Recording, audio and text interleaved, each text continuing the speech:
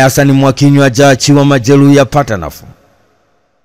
Kijana Musa Ali mwenye umri wa miaka 21, mvuvi na mkazi wa Sale jijini Tanga, anaendelea na matibabu hospitali ya mkoa wa Tanga Bombo, na kwa sasa amepata nafuu baada ya kushambuliwa nyumbani kwa bondia Hassan Mwakinyo alfajiri ya Machi 4 mwaka 2025 na kufikishwa hospitalini akiwa mahututi na majeraha mwilini.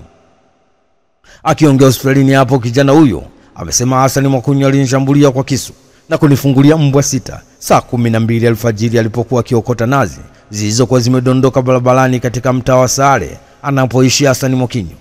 Mimi ni mvuvi, nafanya kazi baharini. Siku ya tukio niliamka kwenda kufanya kazi zangu, kuchomeka nguzo maeneo ya Tanga Beach. Hii ni kazi yangu tu niliyokuwa nimeipata siku hiyo. Nikiwa njiani nikaziona nazi zimedondoka barabarani, nikaanza kuziokota. Ghafla Hassan Mwakinyo akafika akiwa na kijana wake wa kazi. Wakaniuliza, nazi umetoa wapi? Nikajibu, nazi nimeziokota. Mwakinyo akajibu, leo umeyakanyaga, na kuanza kunishambulia kwa kunipiga mtama na kuniburuza kuniingiza ndani kwake. Mimi nahisi nazi hizo zilikuwa zimetegwa.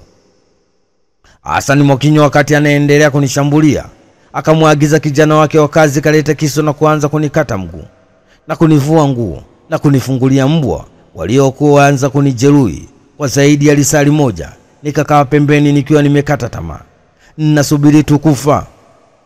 Mara mwenyekiti baadaye akatokea wakiwa na polisi.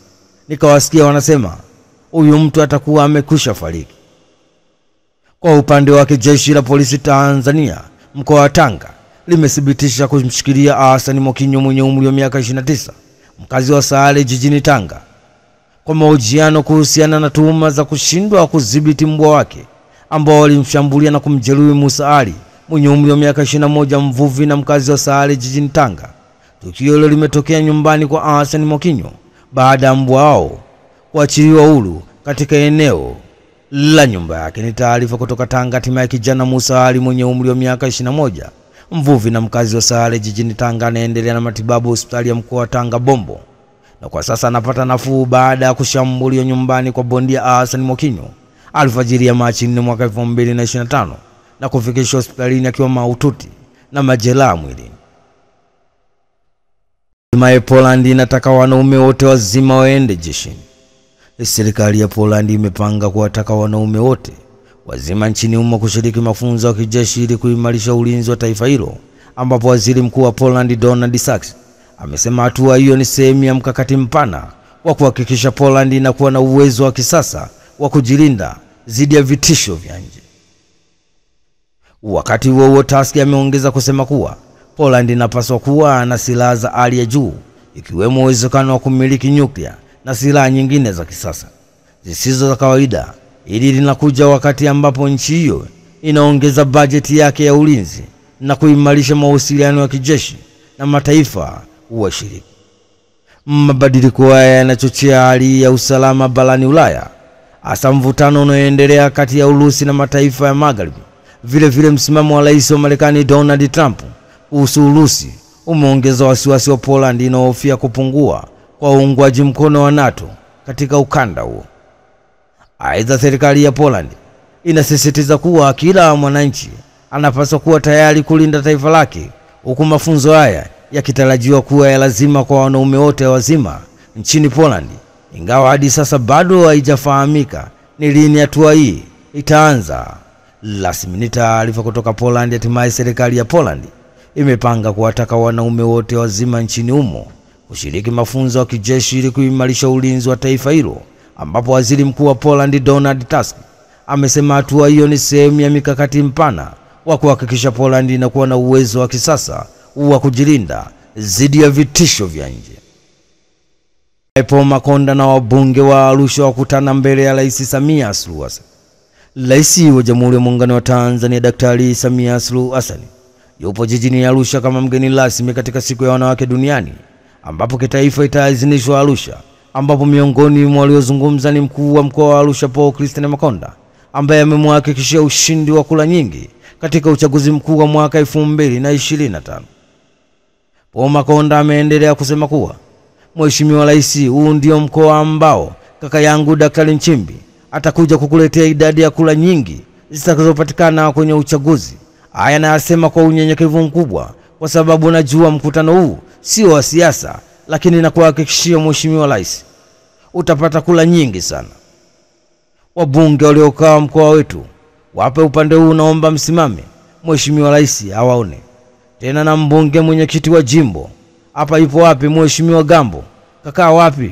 Kwa hiyo Mheshimiwa Rais, najua Mheshimiwa Gambo hapendi makubwa, itakuwa amekaa sehemu ya wananchi. Ni taarifa kutoka jijini Arusha. Hatimaye Rais wa Jamhuri ya Muungano wa Tanzania Daktari Samia Suluhu Hassan yupo jijini Arusha kama mgeni rasmi katika siku ya wanawake duniani, ambapo kitaifa itaadhimishwa Arusha, ambapo miongoni mwa waliozungumza ni mkuu wa mkoa wa Arusha Paul Christine Makonda, ambaye amemhakikishia ushindi wa kula nyingi katika uchaguzi mkuu wa mwaka 2025.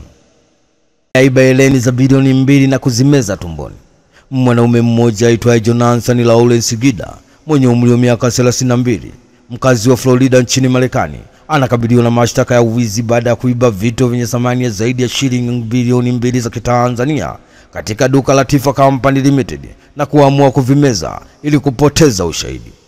Polisi wa Florida nchini Marekani wanasema mtuhumiwa huyo alinaswa kupitia kamera za duka hilo akichukua vitu hivyo na kujaribu kutoroka nao, lakini mpango wake ulikuwa baada ya maafisa usalama kuwahi kufika na kumkamata.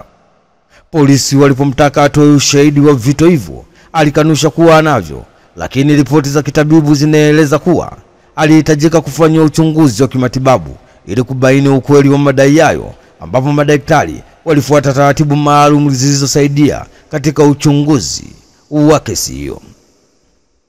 Mtuhumiwa sasa anakabiliwa na mashtaka ya uwizi na kuharibu ushahidi, ambapo sasa mamlaka zinaendelea na uchunguzi ili kubaini kama ana uhusiano wa matukio mengine ya wizi wa vitu katika eneo hilo.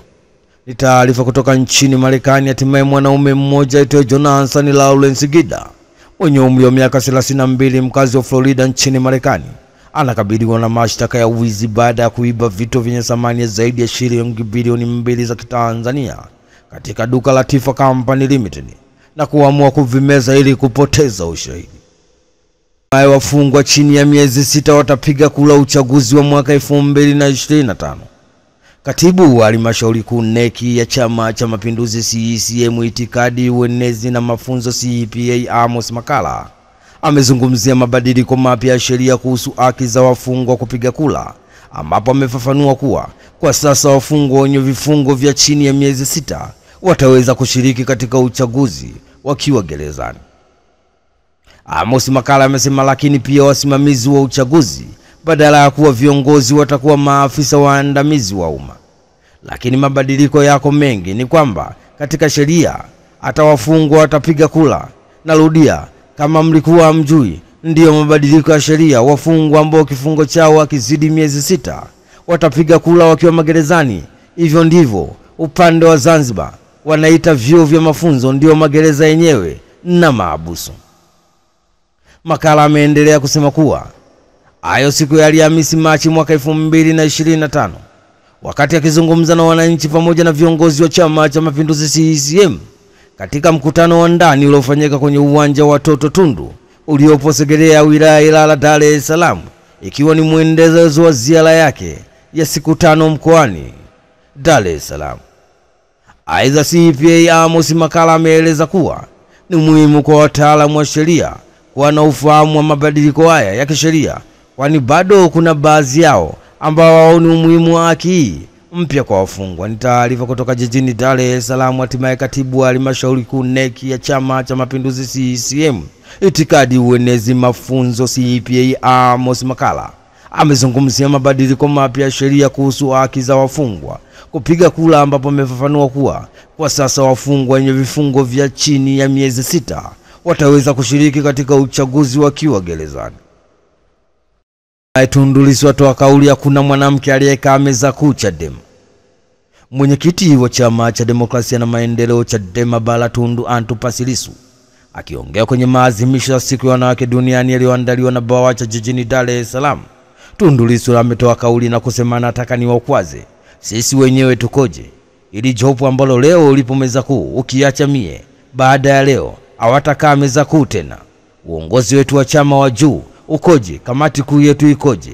kwa sababu umuhimu wake kwenye uongozi wakuu wa chama ni klabu ya vijana wa kiume. Naomba tuulizane viongozi wanachama wote tuliopo hapa, mara ya mwisho tuliona lini wanawake wakikaa meza kuu?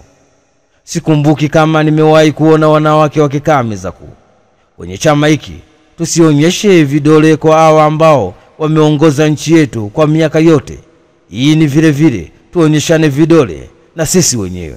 Ni maneno ya mwenyekiti wa Chama cha Demokrasia na Maendeleo Chadema Tundu Antipas Lissu akiongea kwenye maadhimisho ya siku ya wanawake duniani yaliyoandaliwa na BAWACHA jijini Dar es Salaam.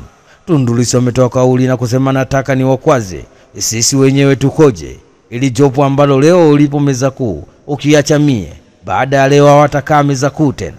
Uongozi wetu wa chama wa juu ukoje, kamati kuu yetu ikoje, kwa sababu ya umuhimu wake kwenye uongozi ukuu. Chama hiki klabu ya vijana wa kiume tu. Naomba tuulizane viongozi na wanachama wote tuliopo hapa, mara ya mwisho tuliona lini wanawake wakikaa meza kuu?